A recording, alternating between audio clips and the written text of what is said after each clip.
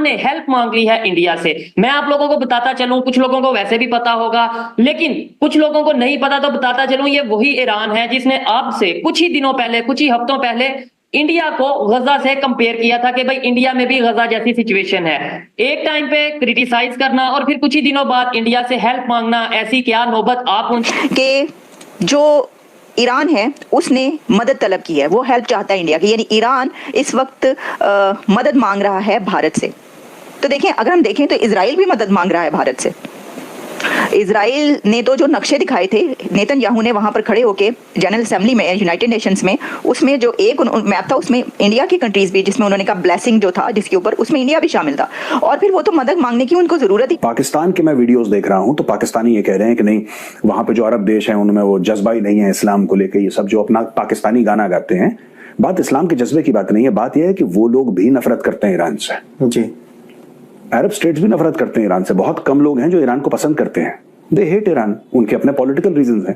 तो ये सब चल रहा है वहां पे। जी, कि पाकिस्तान को हेल्प का नहीं बोला, सऊदी अरेबिया को हेल्प का नहीं बोला, लेकिन इंडिया को हेल्प का बोल दिया गया। भारत से ईरान जो मदद मांगा है, तो भारत के हमारे आदरणीय प्रधानमंत्री ने इस बात को पहले ही क्लियर किया हुआ है, zero tolerance. Terrorism, terrorist organisation को कभी भी किसी भी हाल में आदरणीय प्रधानमंत्री से ना समर्थन कर सकते हैं, ना सपोर्ट कर सकते हैं। इंडिया की तरफ से एक बड़ी डेवलपमेंट सामने आई है और इंडिया का नेवल वॉरशिप डॉक किया गया है। और ये खबर ये है कि इस वक्त क्योंकि वॉर एस्केलेट कर रही है, आप जानते हैं, और जाहिर है कि ऐसी सिचुएशन में तमाम कंट्रीज जो है तैयार होती हैं। तो जो इंडिया है उसका नेवल वॉरशिप एक ईरान पोर्ट पर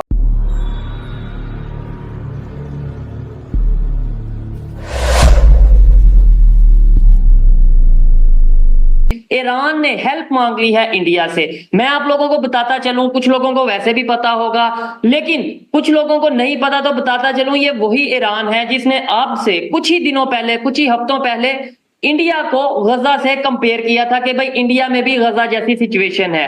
एक टाइम पे क्रिटिसाइज करना और फिर कुछ ही दिनों बाद इंडिया से हेल्प मांगना, ऐसी क्या नौबत आ पहुंची कि पाकिस्तान को हेल्प का नहीं बोला, सऊदी अरेबिया को हेल्प का नहीं बोला, लेकिन इंडिया को हेल्प का बोल दिया गया। इसके ऊपर बात करेंगे। मुझे ऐसा लगता है कि भारत से ईरान जो मदद मांगा है, तो भारत के हमारे आदरणीय प्रधानमंत्री ने इस बात को पहले ही क्लियर किया हुआ है, zero tolerance. Terrorism, terrorist organisation को कभी भी किसी भी हाल में आदरणीय प्रधानमंत्री से ना समर्थन कर सकते हैं, ना सपोर्ट कर सकते हैं। और अगर उसको खत्म किया जा रहा है तो सामने वाले को वो रोकेंगे भी नहीं कि रुक जाओ, मत मारो टेररिस्टों को। ऐसा तो हमारे आदरणीय प्रधानमंत्री कभी नहीं कर सकते। वन अर्थ वन फैमिली का नारा देने वाले और टेररिज्म के खिलाफ प्रखर होकर के सबके सामने अपनी बात को रखने वाले आदरणीय प्रधानमंत्री मोदी जी कभी भी ईरान के इन हरकतों में उनका साथ तो नहीं देने वाले। ये मैं बड़ी जिम्मेदारी से कह रही हूं। और भारत से ईरान क्योंकि अब मदद मांग रहा है, विक्टिम कार्ड खेल रहा है, तो क्या ईरान वाकई में चेंज हो रहा है? अपने टेररिस्ट माइंड को क्या वो वाकई में चेंज कर ले रहा है? क्या वो सीरिया का मदद नहीं लेगा? क्या वो सीरिया से इजराइल पर एयर स्ट्राइक नहीं कर पाएगा? क्या वो सीरिया से इजराइल पर मिसाइल नहीं फेंकवाएगा? अब ये भी सवाल उठता है कि क्या सीरिया से ईरान के पास इतनी पावर है और ऐसे मिसाइल्स हैं जो वो सीरिया से ईरान पर ईरान वाले इजराइल पर फेंकवा सकते हैं? नादिया जी, लेकिन इधर ये भी एक चीज देखने वाली है ना। आपने बोला कि भाई इंडिया ईरान की हेल्प नहीं करेगा, लेकिन देखा जाए तो रशिया, जो कि इंडिया का बहुत क्लोज फ्रेंड है, मतलब पूरी दुनिया इस चीज को समझती है कि भाई इंडिया और रशिया के रिलेशन बहुत बेहतर है। रशिया भी तो ईरान को डायरेक्टली या इनडायरेक्टली, बल्कि डायरेक्टली मैं कहूंगा सपोर्ट करता नजर आ रहा है, फलस्तीन को सपोर्ट करता नजर आ रहा है। तो आपको नहीं लगता कि कल को अगर ईरान की बात नहीं मानी जाएगी इंडिया की तरफ से, तो रशिया रिक्वेस्ट कर देगा कि भाई हमें हेल्प की जरूरत है और पूरे खित्ते में अमन के लिए इंडिया की हेल्प की जरूरत है, तो इंडिया फिर कहीं ना कहीं इन्वॉल्व होगा, या इंडिया चले पीस के लिए, रिलेशन बेहतर करने के लिए, या जंग को रुकवाने के लिए अपना रोल जरूर प्ले करेगा। मुझे ऐसा लगता है कि कहीं ना कहीं एट द एंड इंडिया को इन्वॉल्व होना पड़ेगा, चाहे वो जंग रुकवाने के लिए ही इन्वॉल्व होना पड़े। ये मेरी ओपिनियन है, मैं गलत भी हो सकता हूं। कि जो ईरान है उसने मदद तलब की है, वो हेल्प चाहता है इंडिया की, यानी ईरान इस वक्त मदद मांग रहा है भारत से। तो देखें, अगर हम देखें तो इजराइल भी मदद मांग रहा है भारत से। इजराइल ने तो जो नक्शे दिखाए थे नेतन्याहू ने वहां पर खड़े होके जनरल असेंबली में, यूनाइटेड नेशंस में, उसमें जो एक मैप था उसमें इंडिया की कंट्रीज भी, जिसमें उन्होंने कहा ब्लेसिंग जो था जिसके ऊपर, उसमें इंडिया भी शामिल था। और फिर वो तो मदद मांगने की उनको जरूरत ही नहीं है, बल्कि ये जब हसन नसरुल्लाह का कत्ल हुआ तो उसके फौरन बाद तो भारत के प्राइम मिनिस्टर नरेंद्र मोदी की कॉल, उन्होंने बात की है, डिस्कशन हुई है, टेलीफोनिक कन्वर्सेशन नेतन्याहू और मोदी के बीच।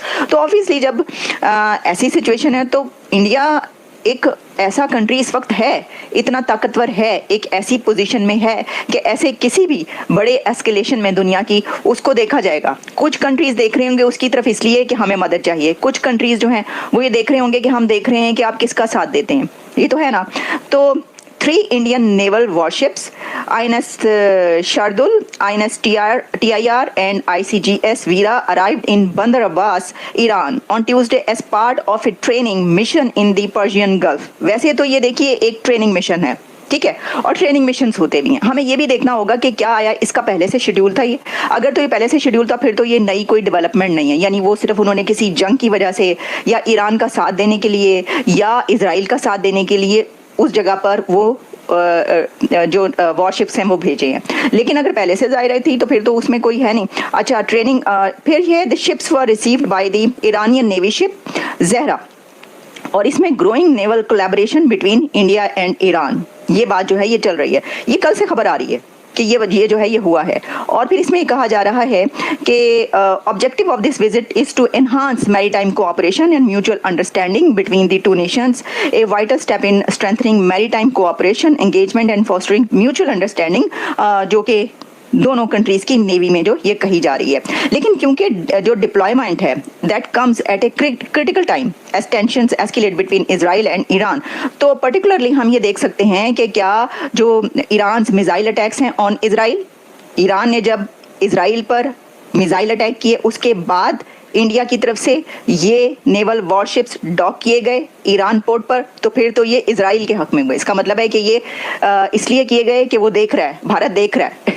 देखिए, तो वही मैंने कहा कि जो लोग ये कह रहे हैं कि ईरान ने मदद मांगी, लेकिन ये उसके बाद ये हुई है डेवलपमेंट कि जब ईरान की तरफ से हमला किया गया इजराइल पर, तो फिर आप इसको उस तरह भी देख सकते हैं कि हो सकता है कि इजराइल की मदद करने के लिए ये नेवल वॉरशिप, या ये दिखाने के लिए कि हमारी प्रेजेंस है यहाँ पर।